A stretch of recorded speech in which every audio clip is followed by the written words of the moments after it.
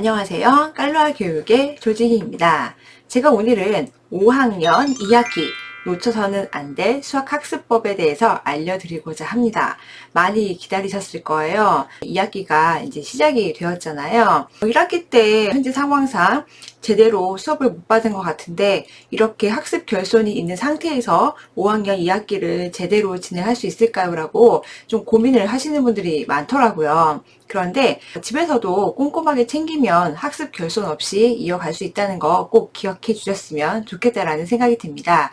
또한 선행을 하는 경우에도 이 영상을 보시는 분들이 있을 거예요. 그러면 제가 나중에 설명하는 단원별로 어떤 것들이 중요하고 아이들이 힘들어하는지 그것들을 알고 있으면 우리 아이가 어떤 단원을 풀 때 유난히 좀 많이 틀리고 힘들어해요. 그러면 다른 애들은 잘하는데 왜 너만 못해? 이런 얘기는 아마 안 하시지 않을까라는 생각을 해봤습니다. 5학년 2학기에서 중요한 것은 무엇이 있을까요?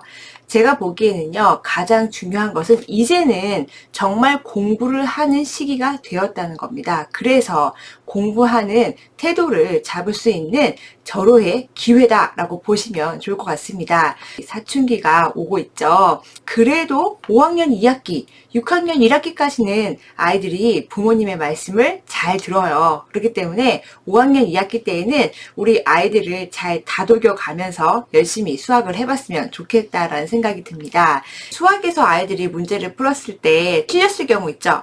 계산 실수했다. 맞다 이거였는데 이런 것들 아직도 그런 모습이 많이 보일 수 있을 거예요. 그런데 이런 것들이 계속 이어지다 보면 우리 아이의 습관처럼 돼버리는 경우가 있어요.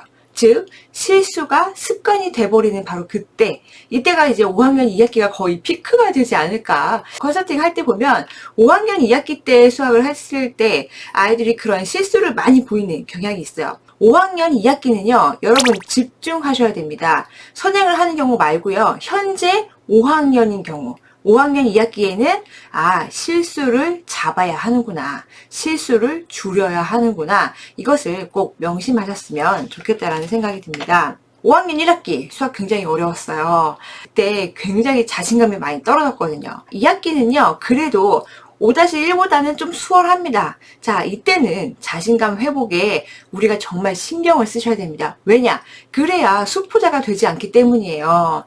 초등 수학에서 가장 어려운 학년은요, 6학년 1학기예요. 지금 뭔가 내가 잘한다는 느낌을 받지 않는다면 6학년 1학기에 올라가서도 나 진짜 수학 못하나 봐, 이렇게 생각할 경우가 많거든요. 그렇기 때문에 5학년 2학기 여러분께서 가장 주목하셔야 할 부분은 바로 자신감 회복입니다. 자, 자신감을 회복하려면 어떻게 해야 될까요? 어떻게든 반드시 특정 단원에서요, 단원 평가를 100점을 맞게 하는 경험을 꼭 시켜주시길 바랍니다. 우리 보통 수학은 1단원에서 6단원까지로 구성이 되어 있습니다. 대부분 1단원은요, 대수 파트예요. 그래서 수 감각이 조금 없거나 수학을 좀 어려워하는 친구들은요, 항상 매 학년, 매 학기 1단원을 가장 어려워합니다.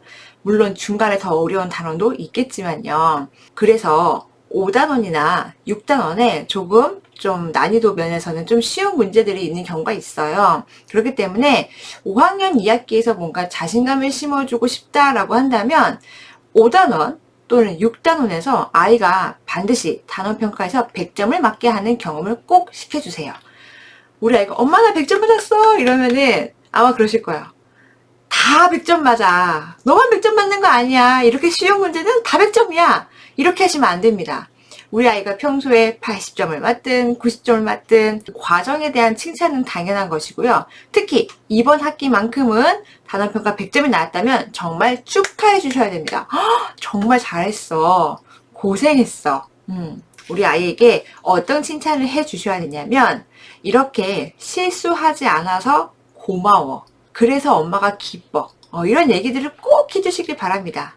100점 맞는 거요, 문제가 쉬워도 어려워요. 왜냐? 실수하지 않아야 하니까 말이죠. 자, 그 다음은요, 엄마표 수학을 하시는 분들은요, 단원을 뭐 1단원, 2단원, 3단원 이렇게 꼭 순서대로 나가지 않아도 되는 경우가 있잖아요. 그럴 때에는 아이가 자신 있는 파트부터 하셔도 됩니다. 우리 아이가 수 파트에 자신이 있다. 그럼 처음부터 진행을 하시면 되고요. 우리 아이는 수를 좀 어려워하고 도형을 잘하는데요. 라고 한다면 도형 파트를 먼저 하셔도 관계없습니다. 자, 근데 학원을 다니는 경우에는 조금 다르죠. 단원별 차례대로 진도를 나가게 될 거예요. 그럴 때 우리 아이가 유난히 약한 단원을 다음 시간에 배운다. 그럼 우리 뭘 하면 좋을까요? 다음 시간에 배울 바로 그 개념을 미리 예습을 하고 가면 좋습니다. 예습의 개념은 우리 아이가 학원에서 풀어야 할 문제를 미리 풀어보는 게 아닙니다. 개념을 한번 읽어보고요. 이해가 안 되는 부분은 한번 그 개념에 나와 있는 관련된 문제를 한번 풀어보는 거예요. 그 정도만 해도 아이들이 수업 시간에 굉장히 적극적으로 참여를 할 수 있게 됩니다. 저는 이것이 우리 아이들의 학습에 되게 도움이 많이 될 거라는 생각이 듭니다.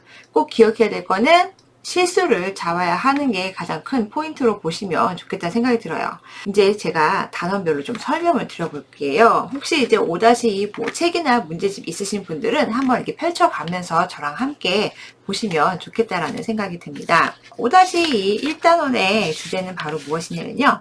수의 범위와 어림하기입니다. 수감각이 있는 아이들은요, 여기 나와 있는 문제를 조금 수월하게 풀 수가 있어요. 왜냐? 어림하기라는 것은 뭐 올림, 버림, 반올림 이런 것들을 이제 배우게 되잖아요. 그럼 이런 것을 감각적으로 이미 알고 있는 아이들이 있어요.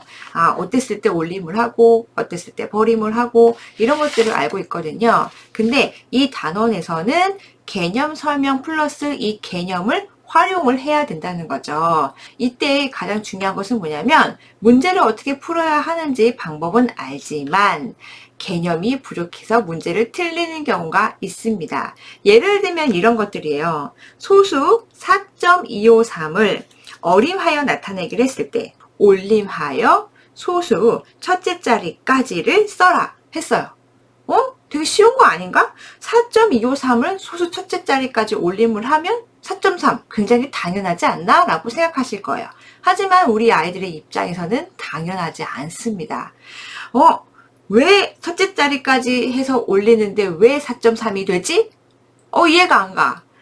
끝에 소수의 맨 마지막 자리부터 하나씩 올리는 건가? 아니면은 이 앞에 자리부터 올리는 건가? 별 생각을 다 합니다. 굉장히 어렵죠. 어떻게 우리 아이들의 실력을 올릴 수가 있냐면 많이 해보는 수밖에 없어요. 많이 경험해야 된다. 만약에 이 어림하기 파트를 어려워하는 친구들은요, 개념 문제로 돌아가세요. 개념 가장 쉬운 문제 있죠. 뭐 디딤돌 기본 같은 그런 문제로 돌아가셔서 충분히 푼 다음에 응용과 심화 과정을 하면 다 해결이 됩니다. 너무 걱정하지 않으셔도 돼요. 경험치가 쌓이면 잘할 수밖에 없습니다. 이것이 바로 1단원입니다. 꼭 기억하셔야 돼요. 대신 수감각 있는 아이들은 바로 잘한다. 부럽네요, 저도. 네. 자, 2단원은요. 분수의 곱셈입니다. 여기서 우리 아이들이 5학년 2학기도 어렵네 라고 생각할 수가 있어요. 자, 그런데 이 5-2 2단원에 나오는 이 문제들은요, 이전에도 우리 아이들이 경험을 해왔던 문제예요. 차이는 뭐냐면 자연수에서 분수로 바뀌었다라고 보시면 될 것 같아요.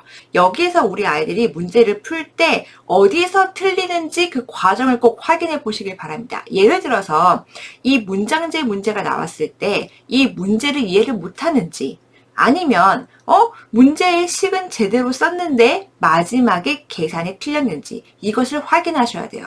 자, 문제 해결 능력이 부족한 경우에는 어떻게 해야 할까요? 3학년이나 4학년 때 비슷한 문제들 나왔을 때 그때 심화가 잘 안 되어 있을 수도 있다라고 보시면 어느 정도는 맞을 것 같다 생각이 들어요. 근데 이제 아이들이 성장해 가면서 이해도가 높아지죠. 그래서 이때만큼은 이제 문제를 이해를 시켜가면서 풀면 되긴 돼요. 근데 어떻게 문제를 이해시킬까요? 제일 좋은 건 뭐냐면 각 문장마다 아이가 부모님께 설명하는 게 좋아요. 한 문장을 읽고 나는 이거를 이렇게 생각해 하고 식으로 한번 만들어 보는 거죠. 이런 식으로. 한 문장을 읽고 바로 식으로 연결하고 이런 것들을 아이가 하는 과정을 좀 지켜보시면 좋을 것 같아요. 자, 반대로 문제 해결 능력은 있는데 계산 실수가 있다. 계산을 잘 못했다. 이거는 뭐냐면 연산 연습이 부족하다는 것입니다. 특히 분수와 소수는요, 연산 연습을 조금 많이 해야 하는 편이에요. 연산 연습 지겨운데 계속 시켜야 되나요? 네. 실수가 나오면 해야 합니다. 그래야 실수하지 않아요. 우리 애는요, 똑같은 문제를 계속 반복적으로 하면 처음엔 잘하는데 갈수록 실수가 많이 나와요. 왜 그럴까요? 그냥 하기 싫어서? 이런 것도 있지만 정확하게 개념을 모르고 또는 풀이 방법을 모르고 앞에 있는 문제를 그냥 외워버린 경우가 있어요. 즉 연산을 푸는 방식을 외워서 계속 똑같은 문제네, 이거 이렇게 풀면 되겠지 하고 계속 똑같은 방식으로 풀다 보니까 막 틀리는 거죠.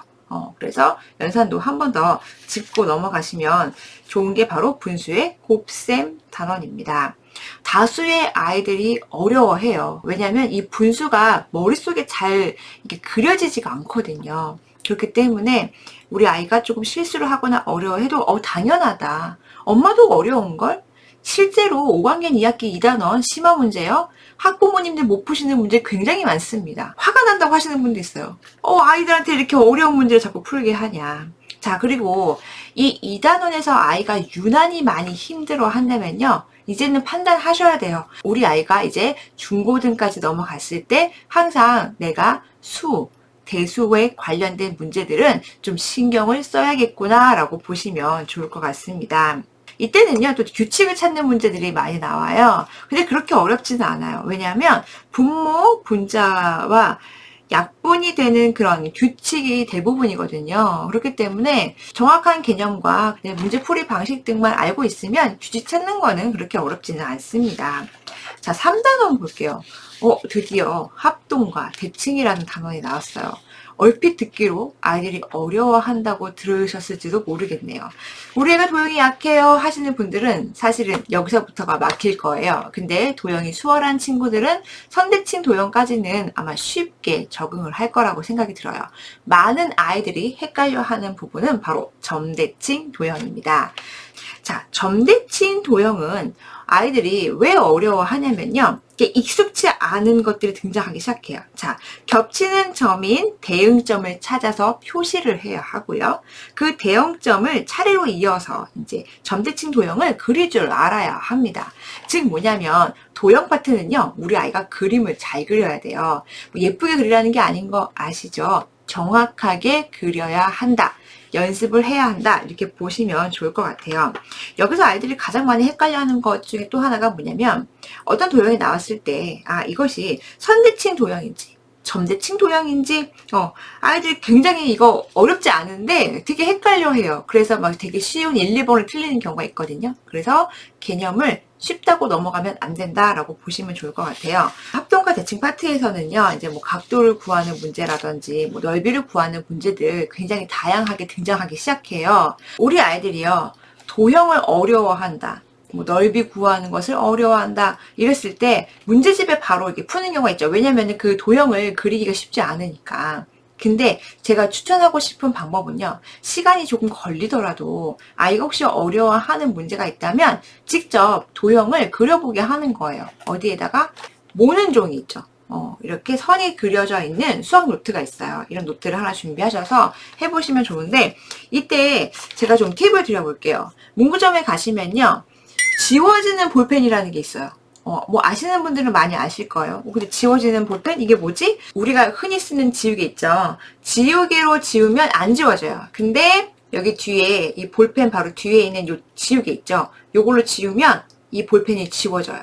그래서 도형 같은 걸 그릴 때 이런 볼펜을 쓰면 좋아요. 왜냐면 저도 저희 딸한테 이렇게 항상 시키는데 이렇게 모는 종이에다 글씨를 쓰고 그 다음에 이제 도형을 꼭 그려보게 해요. 그래야 문제 이해를 제대로 할 수가 있겠더라고요. 심화 문제 같은 경우에는 보통 우리 아이들이 이렇게 이런 도형을 그릴 때 연필로 만약에 그리잖아요. 그럼 옆에 푼단 말이에요. 여기 3cm, 6cm, 3cm, 각도 얼마 이렇게 푼단 말이에요. 그런데 만약 틀렸어. 그러면 지우개로 지운단 말이에요. 그러면은 여기 있는 도형 문제가 어때요? 지워져요. 그렇기 때문에 이렇게 지워지지 않는 볼펜을 활용하면 우리가 연필을 쓰고 지워도 지워지지 않잖아요. 설령 제가 왜 지워지는 볼펜을 쓰라고 한 이유는 뭐냐면, 아이가 그림을 그렸는데 잘못 그릴 때 실수할 수 있잖아요. 그럼 그럴 때에는 또 지울 수가 있어요. 여기에는 전용 지우개로. 그쵸? 아이들이 좀 재미있게 문제도 풀 수 있고, 또 이런 아이템들을 또 좋아하는 아이들이 있어요. 그래서 수학 문제 풀 때는 난 꼭 이 펜으로 할 거야 라고 하는 아이들도 있더라고요. 그래서 이렇게 해보시면 좋겠다는 생각이 들고요.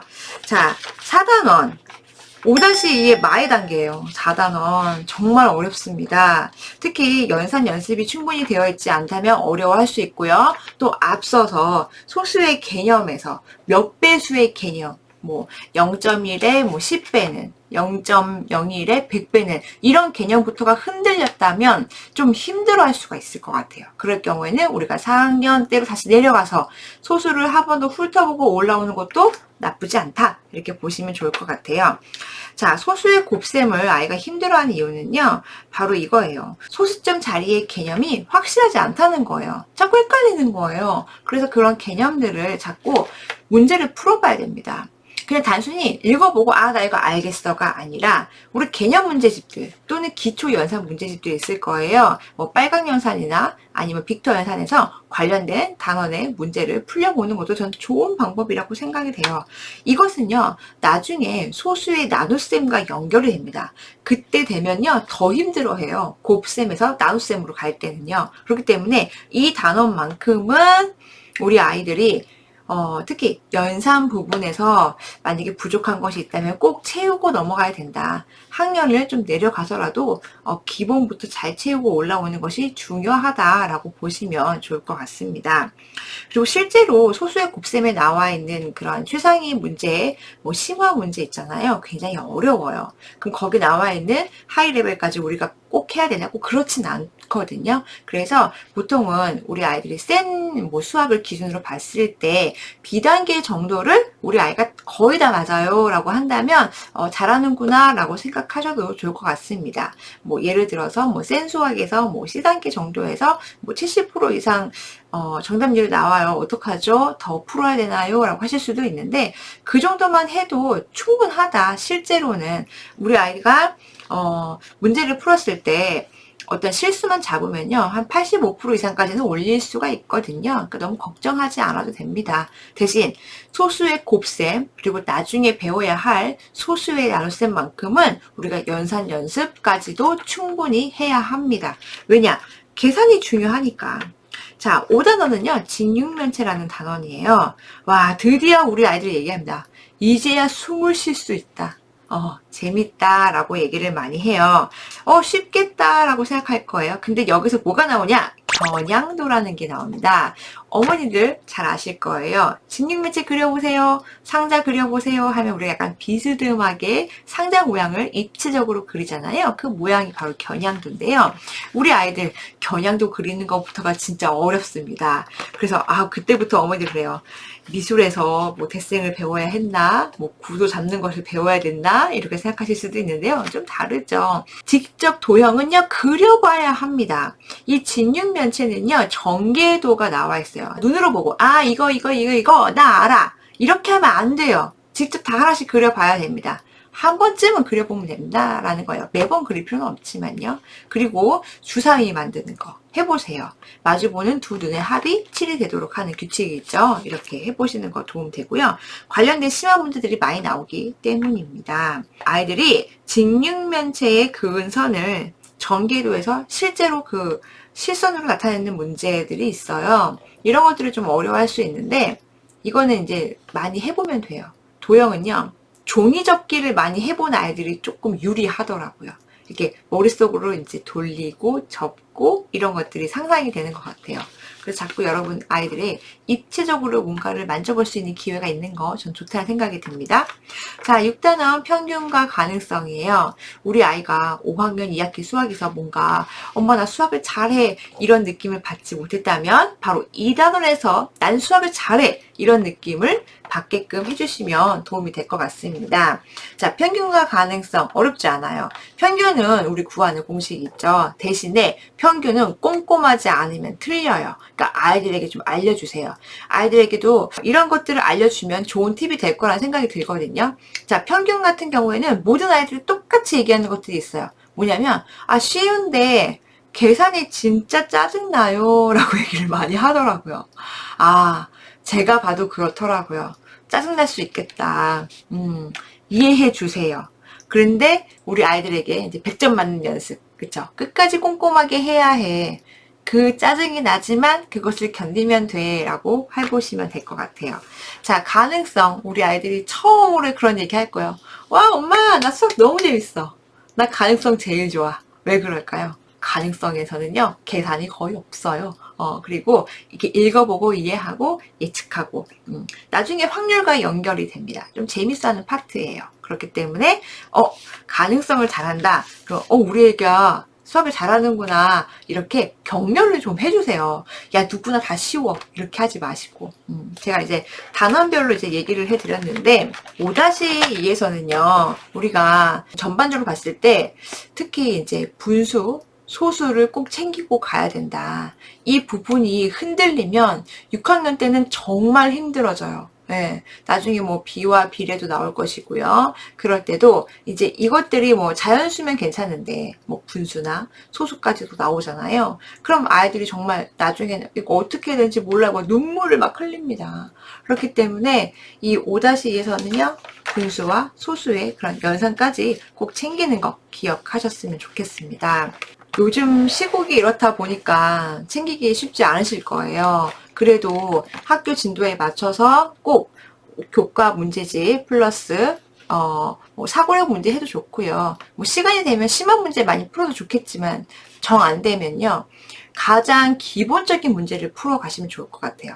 제가 추천드리는 문제집은 뭐 센 수학도 좋고요. 또는 개념 플러스 유형, 파워도 좋습니다. 이런 유형의 문제집들, 한 중간 정도 응용과 심화의 그런 문제가 섞여 있는 것들을 좀 풀어보세요.